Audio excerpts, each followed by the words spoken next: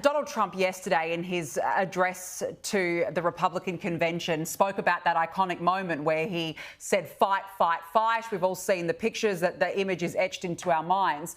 But he said that he did that because he felt sorrow for the people around him, or along those lines, and he wanted to prove a point. Did the Secret Service act correctly there? Should they have shielded him in that moment when he propped himself up and said, fight, fight, fight? How would you describe how they handled that? Well, let me be clear that the Secret Service under those circumstances has one primary mission. That's cover and evacuate as quickly as you can.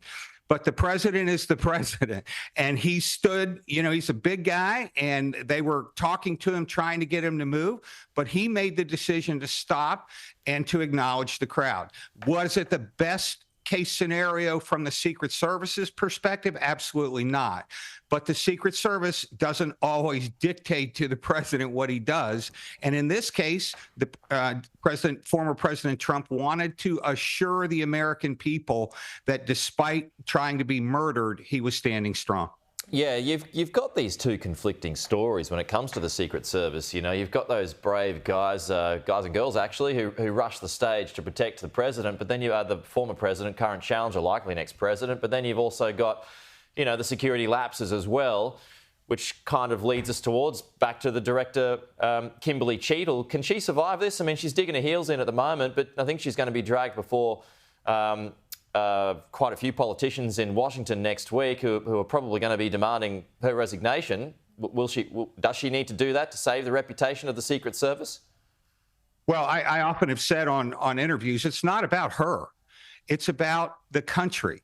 The Secret Service has to step up and accept responsibility and make major changes. The more information that comes out, and I watch everything, it's obvious. Now, let me be clear. One of the things that broke today is there were a bunch of non-Secret Service agents as part of that site. And that, let me just be clear, in an election year, it's not uncommon for the Secret Service to pull in other agents to assist them. There's simply not enough Secret Service agents.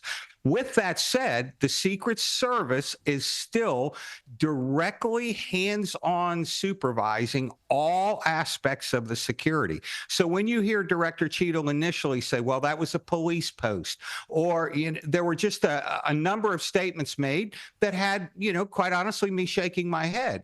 The Secret Service owns the security of their protectees. And my hope, and prayer is what comes out of this is something that is substantial in terms of changes. We need to be hiring the brightest, the best, the strongest, the fastest to protect the leader of the free world. Yeah, absolutely. No doubt. A lot of questions that we all have will be hopefully answered in the coming weeks. Tim Miller, great to have you on. Thank you so much for joining us on the show this morning.